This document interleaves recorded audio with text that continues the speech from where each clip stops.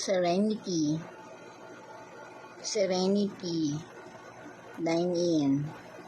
Matcha taho. Kaya pala pagkain ko, merong green tea ako nalalasahan. May beads, tapos may taho sa ilalim. Kumain natin.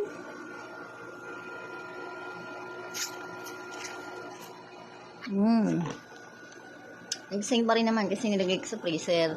Kasi nga nawala na yung ice. Pagdating dito, water na siya. So, nilagay ko. Sarap pa din naman. Lasa pa rin taho. Tapos lasang matcha. Ano yun?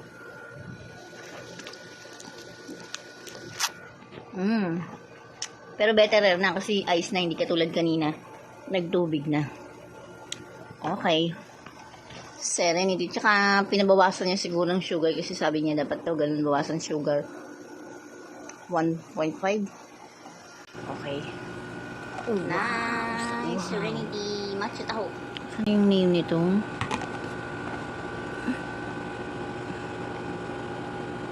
Serenity. So,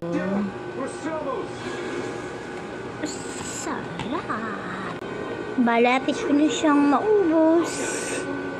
Dahil niini, bakit nandito sa bahay? Ang daming yung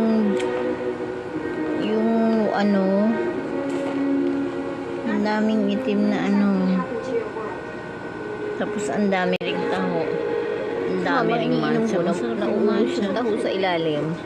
Tapos nawawalan siya ng water. Ang dami pa rin Ang mangyayari, patitira lang yung ice. Wala na rin ice So, yun pala ang mangyayari guys. In the end, matitira yung taho. Okay lang. Kakainin ko na lang yung taho. Wala na siya masyadong tubig. Natira yung taho. Okay lang. Masarap pa din. Hindi naman siya nag-ice Wala nang natira. Taho na lang. Wala nang natira. Taho na lang. Kaya na lang ako ng taho.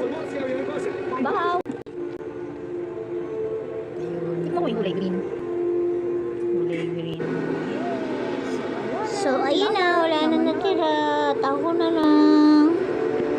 Meron pa rin mga ang tawag dyan? Pearl. Wala na natirang taho. Kailangan na ng kutsara.